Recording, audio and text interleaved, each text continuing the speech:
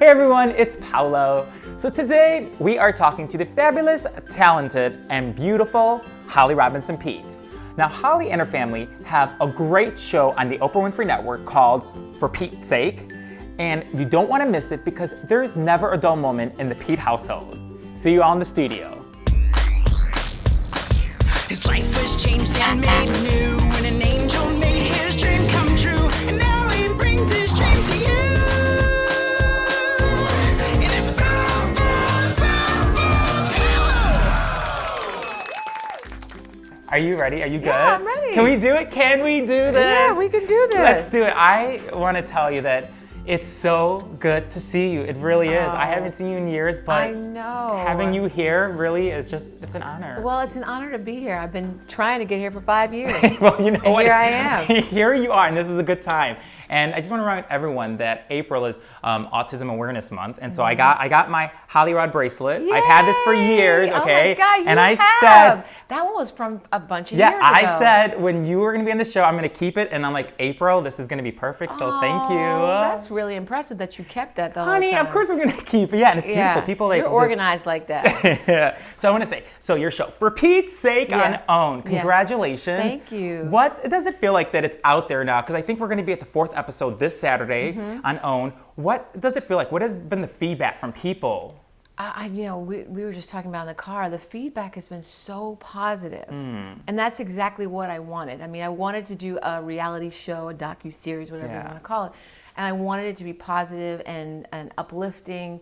I wanted it to have intention and heart and humor and all that stuff, but I also didn't want it to be boring. Yeah. I didn't want it to be too sweet. Yeah. I didn't want it to be too resolved. It's not boring. It's Right? definitely not boring. It's very entertaining. Yes, yeah. And I think I discovered that myself when we were watching the episode the other night, and I forgot that it was us. I forgot it was us. That was a good episode. So I was just watching going, wait a second, I'm like really enjoying this. And my mom said, wow, I guess we're kind of entertaining. And so we laughed about it. But the feedback has been amazing. And you know now with social media, they will tell you immediately. Right away. You can gauge immediately. Yes. If they love it or they hate it, and people seem to really, really like it. You know, because you've been on the Oprah show many, many times, but did you ever in your wildest dream, did you ever think that you and your family would have your own show on the Oprah Winfrey Network? Was that ever a dream or? It wasn't really a dream, but I will say this, because we've been on the Oprah show so many times,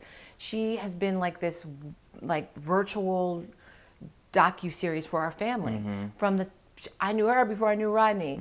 The first time I was on her show, I was with Adam, my makeup artist, where I did this special Friends Day or somebody give props to someone you love in your life or something. And I was on the set of Hanging with Mr. Cooper, and I surprised Adam with the Oprah cameras. And then it just went on from there between babies and, wedding, then babies, and then all kinds of other things. And even the first time I ever talked about autism on national TV was on her show. Wow. So I felt a sense of safety that they had chronicled us from day one, and that made me feel really good about being on the network. I mean, what better network? Because we know what Oprah represents with her network, and we know what you represent with your platform. So that just worked out perfect then. There was an episode, I think it was the second one, and it was when you and your husband, you took RJ to look for a job. And I remember your husband took him, I think it was to Which, a sandwich place. And I was thinking wow, there's gonna be so many parents who have a kid who has autism and they're watching this, and it just gives them hope. It helps them understand that there is hope, it's gonna be okay, and that's what you're doing with the show. I mean, really. And that's really happening, and that was one of the reasons why I wanted to do a show. People are like, why would you want to do a reality show? That was one of the reasons. I'd never seen a young man and his journey with autism, and then what happens when he has to live on his own, get a job, advocate for himself. You know why you inspired me, Mom? Why? Because you helped me when I had autism, and instead all the other people say I couldn't talk, but now I can't stop talking, and you always helped me to get a better life where I am now. The fact that he has autism, it's just a part of who he is. It's not who he is. I love all your kids, and they're all special. Yeah. But he, for me, is an extra special kid. And just seeing him, and when he talks about it, just in the last episode too, I mean, I kind of wanted to, I think I did send a tweet or something, but Yeah. it really touched me. Like, because we all know someone, and Right. you think of what the family's going through. But when I saw him and how positive, and he's good, Well, and he's also, winning, Paolo, and he's we doing don't, good. and you're rooting for him, Yeah. right? But I want people to root for all kids Yeah. with autism. It's not just about my son. Yeah. But he says things that we never get to hear from these kids. Yeah. We hear about them. We read stories that people have written about autism, but we never get to hear from these kids. And this kid said something that was so profound when I asked him, and I've asked him this many times, but this is the first time he ever answered me in this way. What does it feel like to be nonverbal, not to be able to talk? He goes, it feels like you have a ball stuck in your throat. That was so powerful because other parents immediately went to Twitter going, oh my God, that blew me away because my son is nonverbal and I get so frustrated with the fact that he can't communicate. And that just brought it all the way home. You have a new book that you co-wrote with your twins, Yeah. RJ and Ryan, and it's Same but Different, and I read it. And so and conveniently right here look, on the set. We have the first book that you wrote with Yes, Ryan. right next to the little succulents. Yeah, I think it's dying. Don't look at that. Okay, look over here. Okay, Oh wait, I didn't even see my brother Charlie. Yeah. Because I thought Okay. this was a continuation of the first one that you wrote with your daughter. Kinda. A little bit, but Yeah. Charlie's involved in here. Yeah. In the beginning, you write a letter to them. It's a letter from mom. It's called, and you talk about the Never Day, and you've talked about it before, but it's when the doctor was telling you the things that your son would not be able to do. Right. And I'm going to read. This is what you write to the twins. You say, she said you would never have meaningful friendships, play organized sports, attend mainstream schools, live on your own, speak like a normal child. The list went on from there. The hardest blow, though, was when she told us that you, RJ, would never tell us that you loved us. I mean, is she watching this right now, or obviously I she's so... think she's seen us I out mean- there. And listen, a lot of doctors, especially in 2000, it was only, 16 years ago, but still, they didn't know a whole lot. So in all fairness, she could have been giving us a little more But hope. that's so, But even can to you say, imagine? and to say that he's never going to be able to At say... 3. I mean, that's... So Rodney was pissed. So he was just like, how dare you tell me what my son, or who my son is going to be? So he was pissed in it, but it deeply hurt him, that Never Day. For me, it was like combustible fuel. Like I rolled up my sleeve like, okay, I put on my gorilla you're suit, like- and I was like, we're about to this. I'm Wow. gonna fight for this kid. And Rodney went to the steep denial. That hopelessness just pushed him into denial. Well, he can't ever do any of this stuff. So much for my kid playing football or playing, just anything. Yeah. So it was devastating, and I really wanted to discourage pediatricians from giving that doomsday. You don't want to give them false hope, Right. But you got to give them hope because Yes. that's the only thing you have in that moment. Tell me this, when you're going through this journey and they tell you, okay, your son has autism, and back then, like you said, you didn't even know, you and your husband didn't know what it was. But what has been the greatest gift through this journey since RJ was diagnosed with autism at the age of 3? What for you, because there has to be something positive through this journey. The best gift is the gift of the platform. And Oprah and OWN Network took that to another level. But we've been out writing books, and we've talked about it, and we've gone on talk shows, and we've raised money at Hollyrod for families affected by autism, and all that stuff. But to have a show, so back to your other question, when you said, did you ever envision yourself having? I didn't envision that, but I always knew that the sharing was really key. Wow. Because when we came out of that Never Day, I knew celebrities that had kids with autism, but they weren't advocating. I knew people that had platforms, but they didn't. And that's okay, because it's not for everybody, right, to do that. But the gift of advocacy, the gift of sharing, the gift of giving someone else hope while they're in a situation, when they're in that moment, is really valuable. And so that is the number one positive thing that's come from this. Because there are moments where I hate autism, and I want to just wish that my son you're a didn't human have being. it. It's not always going to be perfect. Especially as he gets older, Yes, Paolo, because yeah. it's like now he needs to get out and get a job, and it's hard to have a relationship. And I just wanted to hug him. I keep thinking about this. The last episode and the episode before, I just wanted to hug him. do. Like when you go home, you give him those phone nuts and just tell him that Paolo and Patrick, we love you. Let me ask you this. You've had this amazing career. You've been in a lot of shows, but for you, what has been that dream show that you were on that till today you was like, yeah, I was on that show. Well, I have two answers to that. Ooh. Well, first of all, 21 Jump Street, because that was iconic and still is. And by the way, like only one of my kids has even seen the show. Really? Who? Yes, Which one? Robinson Really? binge watched it. The I'm middle like, one. Yeah. I still caught them the other night watching the daggone Bachelor. I'm like, you're binge watching The Bachelor? You haven't watched 21 Jump Street? What's wrong with you kids? Oh my God, my mom was on 20 Jump Street? Oh my God, I would be like, that is my mom. Well, I didn't become their mom until I had like 5 seconds cameo with Channing Tatum and Jonah Hill in the movie. Yeah. 21 Jump Street, Yep. the movie. Then it was like, oh, Mom, oh, wow, okay. That's so I was like, cool.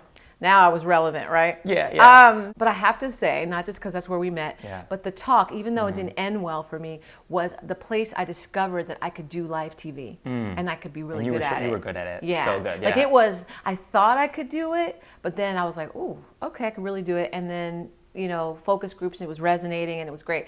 It obviously didn't end well. It wasn't the right place for me, but that show, I was like, wow, like I'm on live TV and you did it every day. And I'm kind of crushing it. Like I was kind of doing it. And, and it's so, a good pace, good energy. Yeah, I like that. And I like being able to leave and go get my kids. It worked for my lifestyle. So just that's where I met Holly. Yeah, so really. We did meet there. That was one of the better things to come out of the show. It was me, right? Right here, Paolo. Right. Okay, so we're gonna play a little game. Okay. You're gonna hold a spoon. Okay. It's called A Spoonful of You. So we have some questions to ask you, and if you do good, we have something to show you at the end. Well, to give you. Okay, and you have a minute if you can try. Okay. If not, it's okay. I'm ready. We can go a little bit over. Okay. All right. So wait, don't look. Did you look? 'Cause this is a No, surprise. I can't Don't read look. that far. Okay. Trust me. Here we go. First question. Your dad was Gordon on Sesame Street. What was the #1 coolest thing about being able to actually go on Sesame Street as a kid? Hanging out with Cookie Monster and Big Bird. Oh, that's good. Oh, Cookie Monster's my favorite. Okay, second one. If your kids ever accuse you of not being cool, do you ever bust out this picture? Speaking of 21 Jump Street, yeah, bam. You got the gun? Oh, Mama, that was within my free sugar days. Did you guys ever make out? No, not really. Okay, that's good. That was just a maybe bonus. once in a trailer on a. That was a bonus question. Yeah. You and your husband tried role-playing on For Pete's Sake to keep your marriage spicy. Yes. If you both had to dress up as each other's biggest celebrity crush, who would it be? I would dress up as Jessica Alba. Ooh, that's a Loves good her, one. And he would dress up. I'd just probably go with the default Idris Elba because he's just so smoking hot. Oh, that's good. Yeah. I would want to be Jennifer Lopez, and Patrick could be Ricky Martin. You're a celebrity. You get an extra minute. Okay, good. Okay. Why am Just I kidding. holding a spoon? Wait, you just hold it in your Okay, lap. okay. You're such a beautiful model the way you're holding it. Okay. Next one. What was the most 90s thing about this picture? The most 90 thing about those leg warmer, whatever those are, tights. Oh my God. And the 90s hair. You haven't changed. It's And the ridiculous. Mork and Mindy shirt. What the heck was going on? And yes, I have changed. Oh, whatever. Whatever.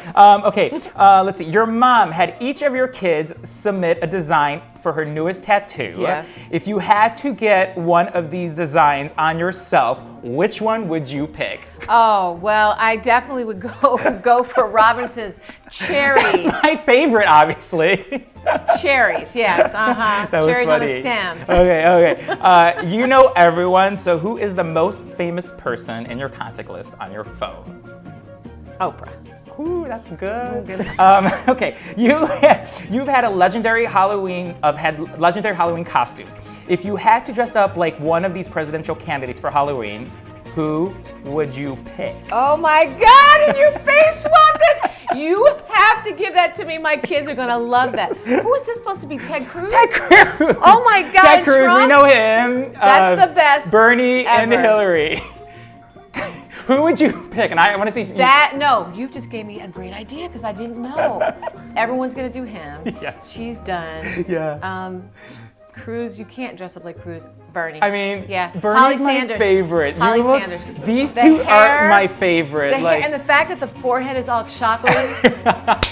Adam, you can do that, right? Oh my God. You're welcome. Okay, and then the last question. Oh my That's God. yours to keep, okay? Okay, the last one. This is Autism Awareness Month, as I said in the beginning of the episode. Yeah. What is one thing people should be most aware of when it comes to autism? That kids with autism grow up and they need jobs, community, and support and compassion.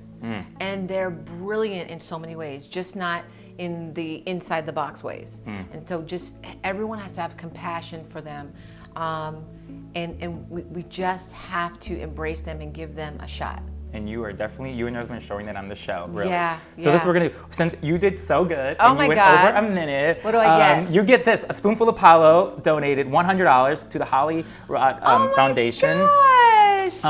I Awesome! think you're amazing at how far you have come with this, really. Oh, Paolo, you're gonna make me cry. Because I think of when you and your husband didn't even know what autism was, but you took charge and you've come so far and you have this amazing platform. So like, that's the least we can do. So congratulations. Thank you, Paolo. No, thank you. You're making me cry. Oh, come on. That's so sweet of you. Thank you so much, and thank you for allowing me to be on your amazing show. Oh, thank you. You're so sweet. Timing Thank is you. everything, right? Timing is everything. We've This- been trying to book this for Yes. 5 years. But you know what? It all happens the way it should happen. Yeah. And this today is really amazing. Oh, same so here. I Oh my love you. gosh, I love you So too. don't forget, for Pete's sake, on Saturday nights on OWN, you can get the book anywhere basically. Amazon, bookstore, Barnes and Barnes and Noble. Noble, Yes. Scholastic. And if you want to make a donation, go to Hollyrod. It's .com, right? .org. Or .org. Yeah, .org. Make a donation. This is a special month now, and so tell your son that I admire him. I look up to him. He is a great kid, and I will. you and the family are just fantastic. Okay. You gotta come by. Come invite me Come over. by. We'll be Come there, on. Patrick and I, okay? We want some mac and cheese from Sweetie Pies. Okay. Mwah. Thanks, everyone. We'll see you next time. A Spoonful of Paolo. Yay, Holly!